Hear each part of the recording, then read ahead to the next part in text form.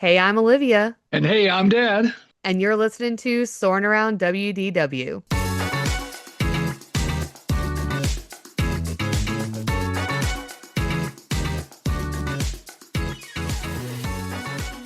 Jambo Flight Crew, we are back today to get into even more about the Kilimanjaro Safaris on our latest Treasured Attractions episode. Last time, we explored the origins of Kilimanjaro Safaris at Disney's Animal Kingdom, from Walt Disney's dream of real animals in the parks to the creation of Harambe and even the original and surprisingly intense poacher storyline. Today, we're heading back out onto the reserve, but this time, we're focusing on what makes this attraction truly special: the animals, the ever-changing experience, and the incredible Imagineering secrets that bring it all to life. At its core, Kilimanjaro Safaris is home to over 30 species of animals, and not animatronics, real living animals, from massive African elephants to towering giraffes, from lounging lions to unpredictable hippos. This attraction feels more like a wildlife documentary than a theme park ride. Some of the animals you might encounter include lions, cheetahs, white and black rhinoceroses, hippopotamuses, Nile crocodiles, wildebeests, ostriches, okapis, and even mandrills. What makes this truly unique is that the animals are not on a fixed schedule. They roam, they interact, and sometimes they completely ignore the safari trucks, which means no two rides are ever the same. This is one of the only Disney attractions where the experience changes every single time. You might get incredibly close to a giraffe on one ride and not see one at all on the next. Animals can walk right up to your vehicle, block the vehicle, or disappear entirely into the landscape. And your safari guide, they're not just drivers, they're part storyteller, part educator, and part improviser, reacting in real time to whatever the animals are doing. Also worth mentioning, the ride itself is intentionally bumpy. These rough roads aren't accidental. They're designed to simulate a real safari trek. And because of that, your guide can't stop for photos for very long, if at all. So if you're riding, hold on tight and keep that camera ready.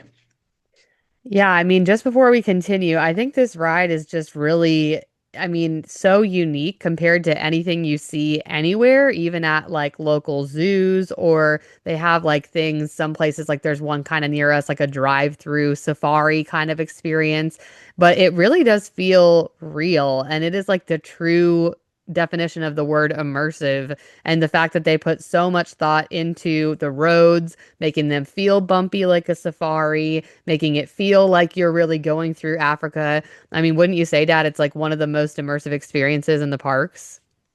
Hands down. Yeah, you're right. Because of the live animals, there's never going to be an experience. You can go on it 200 times, every experience will be different, which is pretty incredible. Yeah, it is really incredible. And it's just so interesting to see how each time you'll see something new, or the animals will even be in a different spot, or they'll have a baby, or, there's just all these different things that can change. It makes it really neat. Now, while the experience feels completely natural, there are some clever tricks happening behind the scenes. Disney uses subtle techniques to increase the chances that guests will actually see animals. Things like strategically placed feeding stations, water sources, salt licks, and shaded rest areas. And one of the most famous examples, the lions. If you've ever seen them lounging on the rocks, those aren't just rocks, they're air conditioned. Yes, really. The air conditioning helps keep the lions comfortable, obviously, in the Florida heat, and encourages them to stay in visible areas. So it's the perfect blend of animal care and show design. Dad, did you know this? This was another fun fact I learned when I was working on this episode.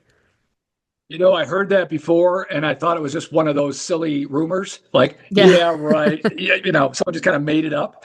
So to know that it's actually true is pretty incredible. And it makes perfect sense, right? To keep those, the lions cooled off a little bit, sitting up on those rocks. Because we all know Florida in the summer can get pretty brutal. Yes, and obviously most lions live in hot tropical climates, but they're not being taken care of in the way that Disney animals are being taken care of. So they get a little bit of extra love, obviously, in the park, and they do a really good job of making sure all of these animals are extremely well taken care of. So how much of the Kilimanjaro Safaris attraction has evolved since 1998?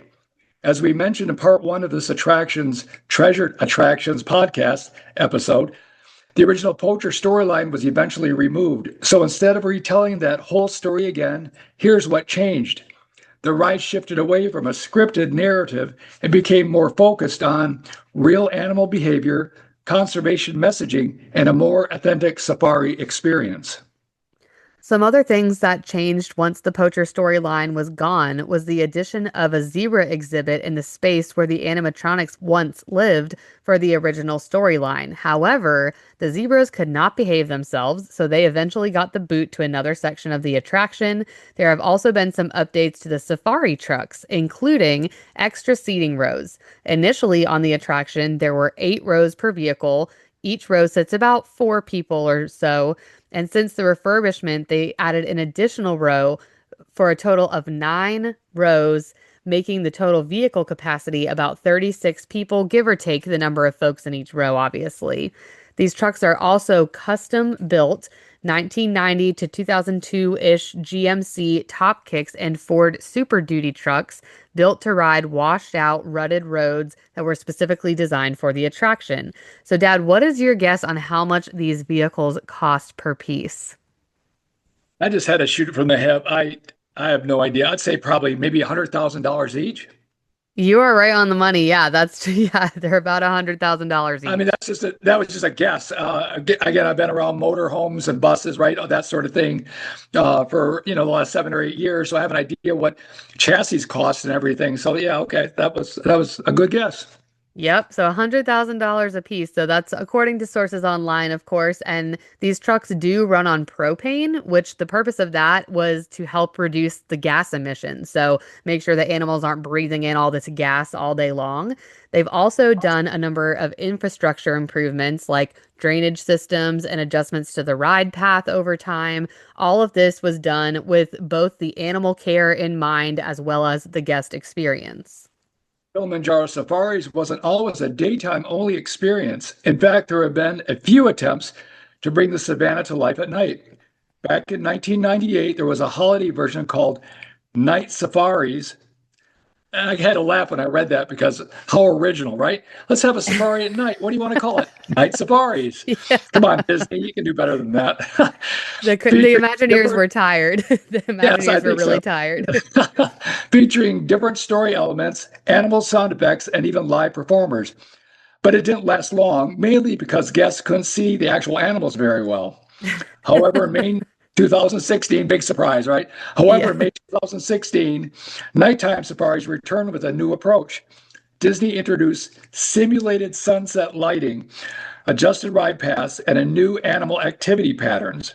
While photos can be tricky in low light, many animals are actually more active in the evening, making it a completely different experience from the daytime ride. However, this only lasted until September 2016, I believe, and now the only nighttime safari offering is over at the Animal Kingdom Lodge. Yeah, it's interesting that they did this and it was so short. I don't know why. I don't know if it just wasn't giving them enough time to like do the proper animal care they needed to do or like make sure they picked up all the poop out in the savannah or I don't know. It's interesting that it was such a short stint and I'm sure it was popular because I know when they did that nighttime the park was open later for that season. And so the whole park was open longer than usual. Usually the park closes about 6 o'clock, but it was staying open till 9, 10 o'clock, I believe. And so I'm surprised they don't really do that. And now anytime there's like an extended evening hours thing, it really was only like the Tree of Life, dinosaur, and the Avatar, like Pandora section of the park. There's really nothing else open usually. Maybe Everest. I don't know that for sure. Probably that would make sense. But none of the like walking trails obviously are open because it's dark and they don't have lights because it's they're trying to get the animals to sleep and things like that. They don't want to disorient them. But yeah, we never went anytime that they had like an evening or nighttime thing. I've never been. Have you, Dad, at night? I never have. I thought it'd be kind of cool in some of the places, especially the Avatar area, right? I think that would be pretty amazing from what I Yeah. hear at night. But short of that, no, I've never had the opportunity to go at night. Yeah, that's what I've heard too, is that the Pandora section is really pretty and they have things that light up and the sidewalks have kind of a thing that has like this blue iridescent light in the pavement. So, yeah, it's unfortunate they don't do that more, but hopefully, maybe with the introduction of the Indiana Jones ride coming back or coming to the park and then obviously the Encanto section, maybe they'll do more nighttime stuff. We'll see. So the nighttime safari at Animal Kingdom Lodge is called the Starlight Safari. That's a little bit more of a unique name, more than just nighttime night Getting safaris. better, yes. Getting better. And this is what Disney is now calling an enchanted extra or a behind the scenes tour. Enchanting extras can be booked about 60 days prior to your check-in date at midnight. So that's different than the 60 days out for your dining, which is 6 a.m. So just something to note, two separate times. So if you wait till 6 a.m., you're going to be late on the ball game for those enchanting extras. These are all things that make me say, let's use a travel agent who will likely offer this as part of your booking and they will do it for you. So if you're in need of one, I know many great people, but Katie, which her handle is at 2+3 travelers, that is ours and she is awesome. So check her out over on Instagram. But anyway, back to the Starlight Safari. The Starlight Safari at Disney's Animal Kingdom Lodge offers a unique after dark adventure across Disney's African savannas.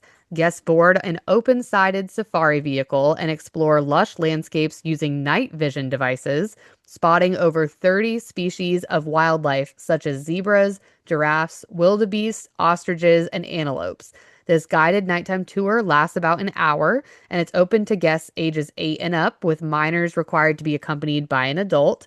Priced between $89 and $99 a person, depending on the date. The experience requires advanced reservations through the My Disney Experience app or website.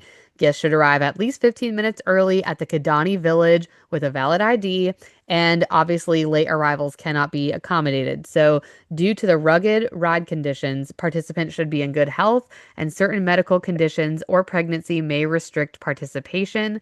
The tour does run rain or shine, but if it's severe weather, it likely will be canceled, and a 24-hour cancellation policy does apply. So, I mean, I don't know if they stopped doing the nighttime tours at the park because they were like, hey, let's make some money doing them at Animal Kingdom Lodge. Do you think, Dad? Do you think that might have had something to do with it? Thing I thought when, let's charge you almost $100 for an hour experience. That's you might see Yeah. something through some infrared glasses like you're in the army. I mean, I don't know. And maybe it's really cool. I don't want to downplay it until I really know more about it, I guess. But yeah, I think it sounds like that's a little bit of a money grab. Yeah, and I when I was looking this up just now, it does say that it started shortly after the night safari ended.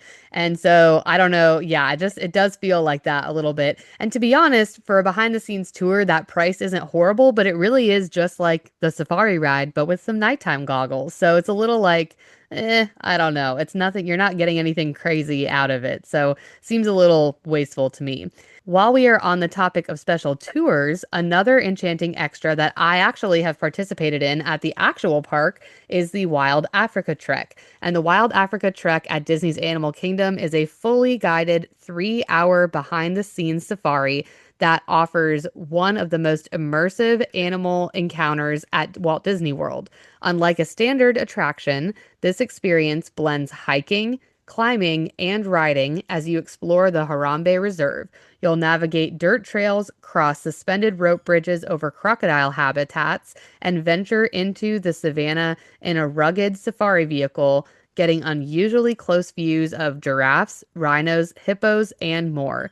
Throughout the journey, expert guides provide in-depth storytelling about the animals, their behaviors, and Disney's conservation initiatives, making it both thrilling and educational. 4 times daily and priced between $229 and $239 per person, depending on the date. Separate park mission required, of course. The trek also includes added perks that elevate the experience. A professional photographer accompanies your group. Gonna make a few bucks off that too, of course. It is no Capturing cost. that's true. Capturing candid moments that you can download later at no extra cost. Okay. And midway through the adventure, you'll pause at a scenic overlook to enjoy African inspired snacks such as hummus, fruit, and marinated shrimp. I'll just keep walking, sir. I won't need any of that. Let's just keep moving along. Hand me my Mickey bar and I'm good. Participants must be at least 88 years old, 80 years old. I have to read the script here. 48 inches tall and physically able to handle uneven terrain, heights, and a safety harness system. Wow. Closed toe shoes are required, and guests are equipped with vests and wireless headsets for clear communication. Check-in takes place 50 minutes before your tour at the Curiosity Animal Tours kiosk. And while the experience runs rain or shine and may be canceled in severe weather. Yes, so I did this tour back in 2015, right before I got married, and I will use some photos for this from this tour as our little TBT at Disney for this week and in the stories post for this week over in Instagram when I post this episode. So go check it out at Soarin' Around WDW Pod is our Instagram handle. But this was a bucket list item for my mom, who at the time had not been to do a who had not been able to do a safari for real yet over in Africa, but now she has done that too. So it was a really cool experience, though. It was a lot of walking, but you got to get very up close and personal with the animals. I mean, the giraffes were right there. And the little food that they gave us was fine. As a picky eater, I didn't eat much of it, but mom enjoyed that. And I wouldn't let that deter you from doing the tour. As we talked about a minute ago, they take photos of you, but you can also bring your own camera. And at the time, I had this really nice Canon camera, which I still have, but it just does not work anymore, unfortunately. That pre-iPhone upgrades, the cameras back on that 10 years ago on the iPhone were fine, but they weren't great. And so we were really able to get some awesome shots with our Canon cameras of the animals. And so it was really cool. Overall, it was a great experience. And when we rode the second time in the afternoon on our latest trip, when we rode the actual attraction, Eiley asked me, look, what are those rope bridges up in the air that we saw? And I told her, well, you can do this tour that Grammy and I did. And she was like, how old do you have to be? And I told her it's usually for older kiddos. I didn't realize it was 8. That seems a little young, but she turns 8 next year. So we'll have to see if that's in the future birthday plans for her in years in the future, or maybe when both girls are 8, we'll do it all together or something. It would be a cool experience. And I'm sure Maddie would really enjoy that too. Our friend of the podcast, Maggie, also wrote into our question box about this ride and said she loved the Wild Trek Tour too and highly recommends it. So it was cool. Yeah, you're up in these like what rope bridges and you do almost like a ropes course, have to like clip in at certain points and they kind of walk you along and you have this headset so that you can hear what the guide is saying because it's usually like I don't know 15 people or so at a time. So if you're in the back and the guide's in the front, you really wouldn't be able to hear unless he was like yelling. So it's nice that they have like these little headphones that it comes with. But yeah, it was pretty cool. I definitely think it's something that I would like to do again with the kids in the future. Is this a tour that you would want to do someday, Dad, or is it like not really your thing? Well, I like to hike and I like to hike. And I think this is a really cool thing. I'm sure it is. I've heard a lot of good things about it. But for the money, I'd rather spend that on another Keys to the Kingdom tour, do that again. I haven't done that in a long time. Oh yeah. Uh, and I love that. Or blow it on a Halloween party, right? Uh, Oh yeah. you know, and I have to pick and choose. I don't go to the, Disney like you do. We did at one point, right, back in the day. But now I kind of have to pick and choose what I'd like to do. But this sounds really interesting. It's kind of funny, all the things that you wear and, all these different, radio. And I get why they do all that, but it almost sounds like you guys are going down to the Grand Canyon or something. It's like, wow, this is really Yeah. cool. But no, I think it's wonderful and a chance to get closer to the animals. I love animals. Yeah, you never know. Maybe I'll do that someday down the road. Maybe we'll do that with your kids someday. We'll have to see. But it does sound very interesting. Yeah, it is very cool. And we do have plans in the future for the podcast to do an entire tours episode series thing. So stay tuned for that, but more in the coming weeks. Hopefully, we'll get that underway. Disney does offer some really awesome tours, and they also have some areas that we would love to be able to explore with a behind the scenes tour that they don't offer. So we'll kind of talk about that in the future of what have they offered in the past that's no longer offered, what they offer currently, and what we'd love to see. A little Parks of the Past, Present, and Future coming up here soon. Now, for one of the most fun parts, secrets, Kilimanjaro Safaris is packed with details most guests never notice. For example, we have talked about how the savanna may look wide open, but it's carefully controlled using hidden barriers like moats, berms, road sensors, and subtle terrain changes. But there are also visual tricks. The iconic baobab trees, they're not real. They're sculpted out of concrete, right? We kind Yep. of joked about those when people, wow, look at those trees. We're laughing because we've been on the thing so many times, right? Liv, when we were young, Oh when you were young. yeah. And we used to laugh about they're sculpted very well. I mean, they look very realistic, but we knew they were concrete. The roads, concrete, not dirt. The mud on the trucks, well, they're painted on. And if you look closely, you might even spot a hidden Mickey formed by the Flamingo Island. Everything is designed to feel real without actually being wild. Some more fun facts. As you pass the elephant habitat on Kilimanjaro Safaris, you may hear a musical piece titled Haba Duna Aini. Do you know I have no idea how to pronounce that, Olivia. Hapa Dunani. I think you were close. Okay.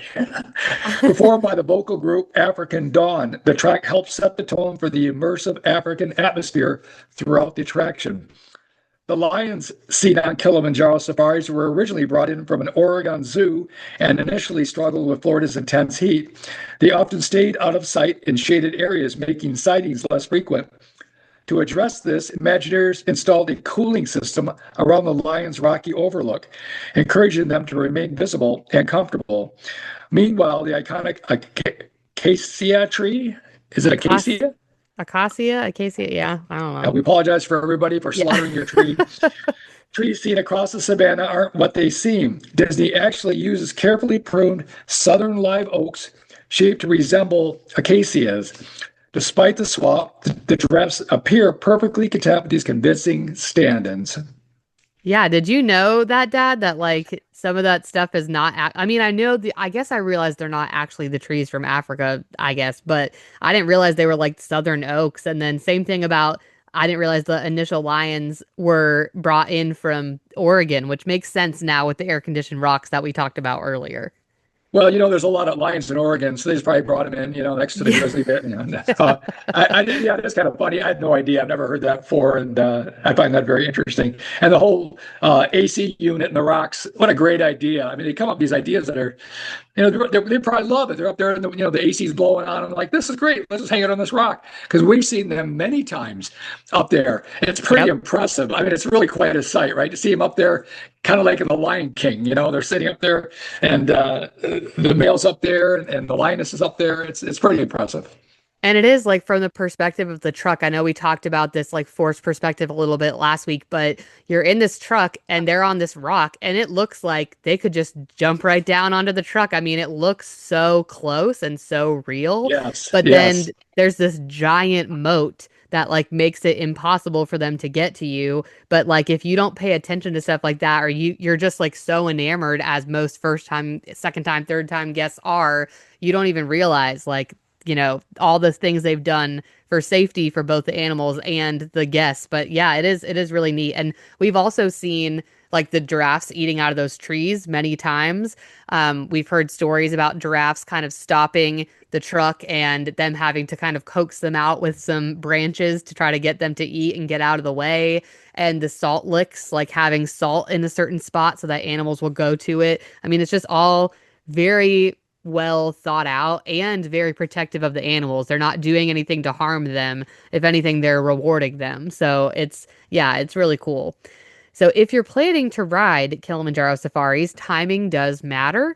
Animals are most active during the cooler parts of the day, obviously. So your best chances to see them moving around are in the early morning, in my opinion. Midday rides can still be great, but animals are more likely to be resting. And when we went later in the afternoon, just in March, closer to closing time, there were a lot less animals out and about, probably due to the heat.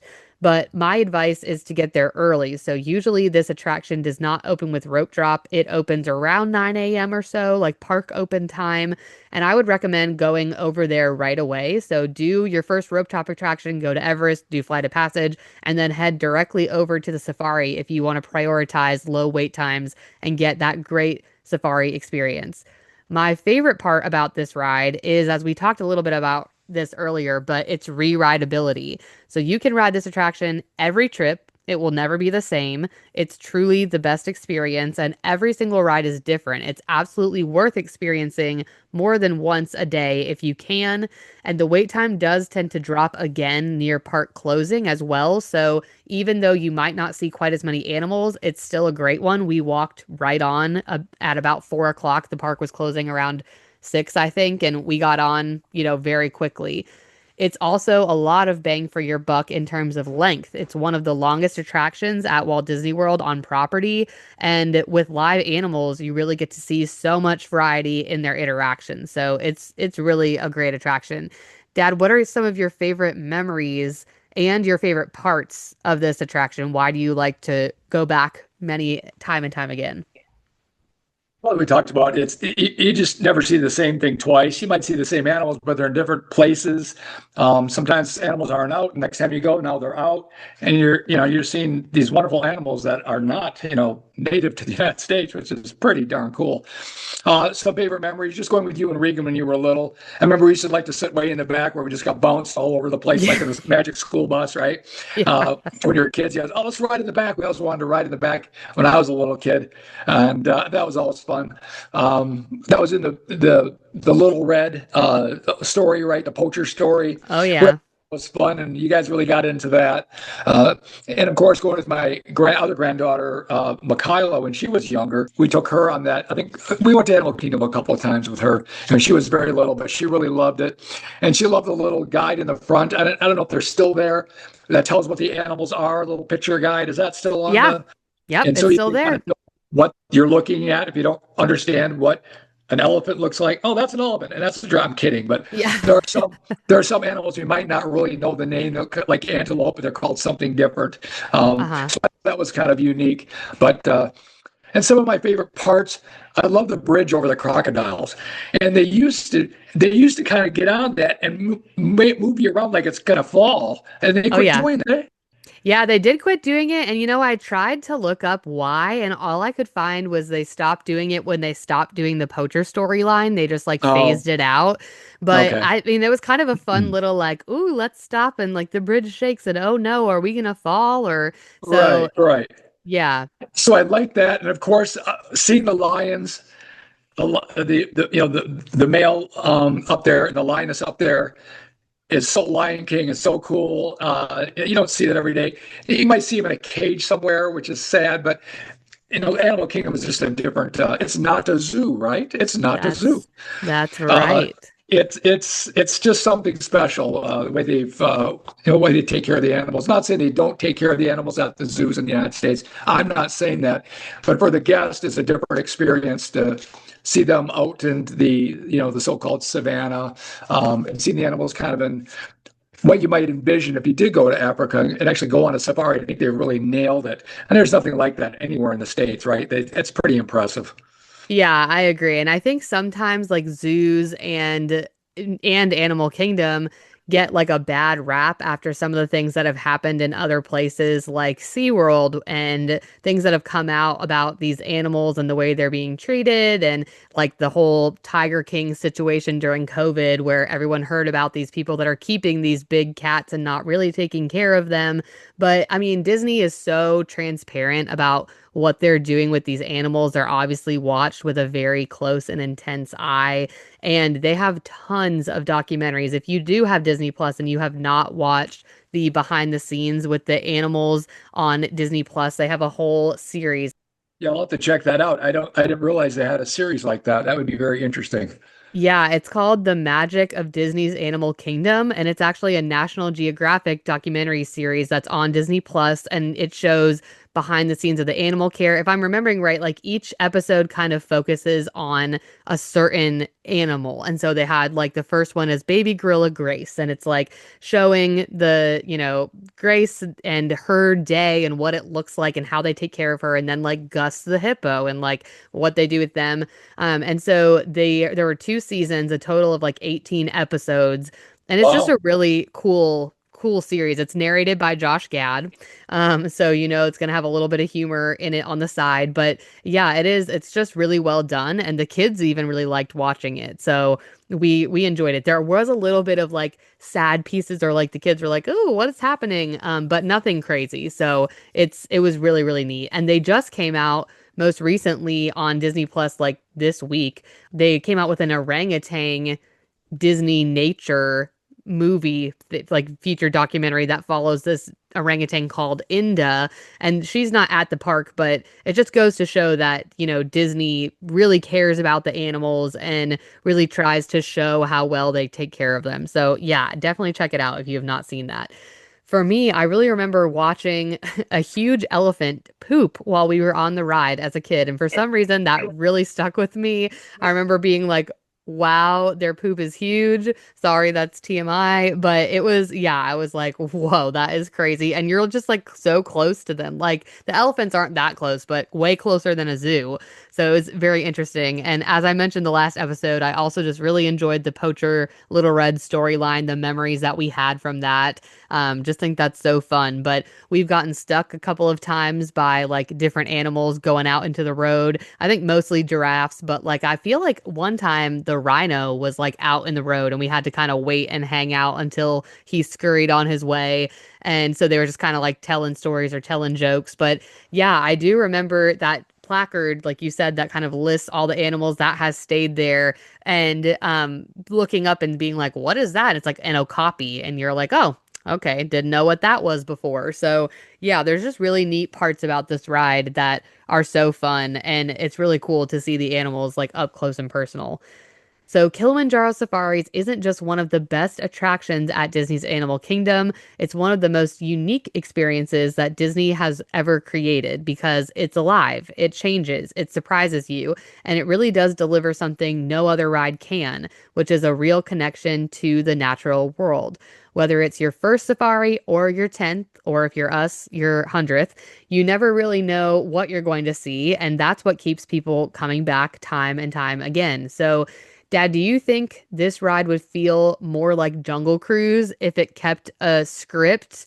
Or do you feel like it could, like how the safari, they're kind of talking about the ride, but it's not really super scripted, especially post Little Red story. Do you feel like it would feel too much like Jungle Cruise if it did have a script, or would be too cheesy?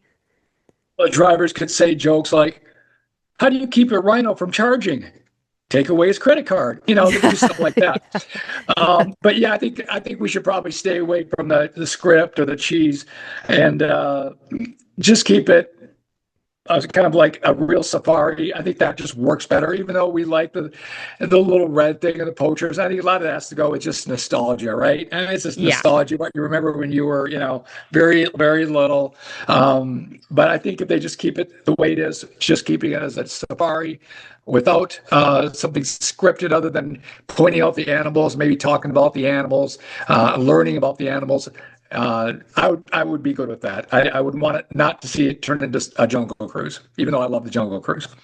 Yeah, I think it's just its own experience, and I think the jokes are great for Jungle Cruise. And I mean, a joke every once in a while definitely is not a bad thing. But I'm glad it's not a scripted thing that you hear every time you get on the ride. It's like the same script. Definitely, Jungle Cruise is kind of like that with like O2H and all these classic jokes, and that's fine. But yeah, this is a little bit of a different experience. What's one thing that you would add to the ride today that wouldn't change the core experience? Well, but I have a silly thought. What's new, right? I say just once in a while, release the lions. Let's see what happens. That could It's gonna change be the like X-rated lions like attacking the savannah. attacking, jumping onto the bus, and I mean, it can just be really a wild time. I couldn't really, other than just joking around, of course, everybody. I couldn't really think of anything. I think it's so well done. I mean, how do you really plus it? They've tried the nighttime stuff, that didn't work so well. The sunset stuff didn't work so well. I really can't think of anything they could really do. They might introduce some other animals, maybe. I don't know Hmm. what animals that would be. But no, I think it's just really well done. I really, at this point, wouldn't change anything. I think it's so well done. Yeah, I agree. The only thing that I've thought about when we were doing our Parks of the Future episode for Epcot a couple of weeks ago, and we were talking about Greece, and we had considered Australia. I know that's a country you had kind of thought about. It would be cool if somehow they could make a section that's like Australian animals and have like kangaroos, koalas, things like that. But then I guess you wouldn't be in Africa. So I don't know necessarily how they do that, but that would be cool to have some kind of like Australian animals or add different animals, like you said, just something to make it a little more unique. Like I think there's that section at the end now where like the poacher's camp still has some remnants, but there's not animatronics or anything. And there's like just goats hanging out there. And it's like, okay, I feel like we could maybe get something cooler out here than just some goats hanging out here personally. But yeah, so that's really the only thing I could think of too.